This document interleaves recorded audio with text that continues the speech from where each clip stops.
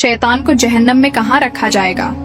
और क्या आप जानते हैं कि शैतान फरिश्ता नहीं था, बल्कि एक जिन था जो आग से पैदा हुआ था, लेकिन ये फरिश्तों के साथ रहता था। शैतान अल्लाह ताला के दरबार में बुलंद दर्जे पर फाइज था। हजरत काब बिन अहबार रजिया अल्लाहु अन्हु का बयान है कि शैतान 40,000 साल तक जन्नत का खजांची रहा, 80,000 साल तक फरिश्तों का साथी रहा, 20,000 साल तक फरिश्तों को वाइज करता रहा, 30,000 साल तक अल्लाह के करीबी फरिश्तों का सरदार रहा और 14,000 बरस तक अर्श का तवाफ करता रहा।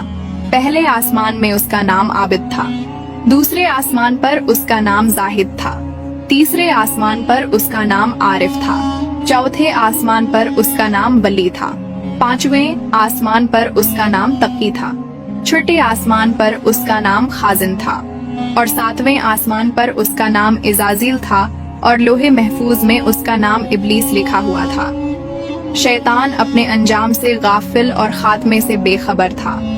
जब अल्लाह ताला ने हजरत आदम अलैहिस्सलाम को सजदा करने का हुक्म दिया तो शैतान ने इनकार कर दिया और हजरत आदम अलैहिस्सलाम की तहकीर और अपनी बड़ाई का इजहार करके तकब्बुर किया।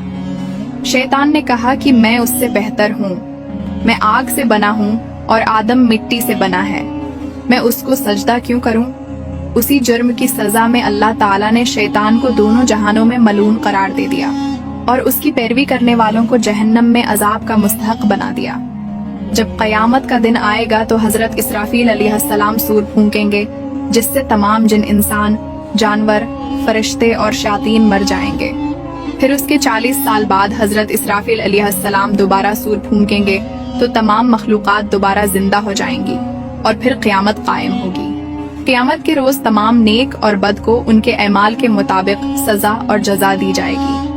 अब बात करते हैं कि शैतान को जहन्नम में कहाँ रखा जाएगा। जहन्नम के 3 तबकात होंगे। पहले तबके में मुनाफिकीन होंगे, दूसरे तबके में वो लोग होंगे जो शैतान के पैरोकार होंगे और उसके पीछे चलने वाले होंगे।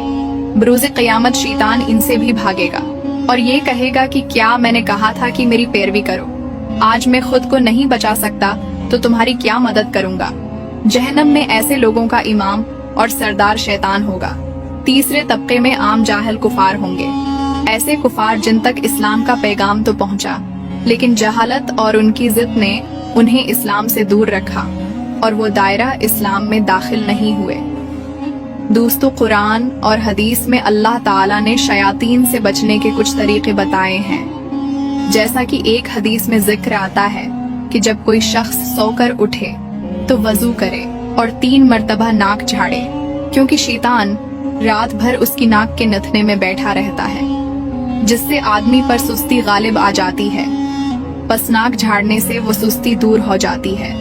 एक और हदीस में हुजूर अकरम सल्लल्लाहु अलैहि वसल्लम ने फरमाया कि जब गुस्सा आए तो आऊज़ु बिल्लाहि मिनश शैतानिर रजीम पढ़ लिया करो।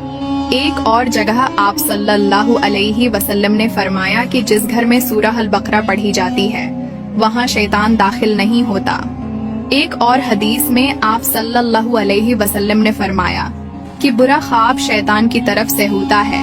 अगर कोई बुरा ख्वाब देखे तो बाएं जानिब थू थू करके शैतान के शर से अल्लाह की पनाह मांगे। इस अमल से शैतान उसे कोई नुकसान न पहुंचा सकेगा। अल्लाह ताला से दुआ है कि वो हमें शैतान के शर से महफूज रखे। आमीन।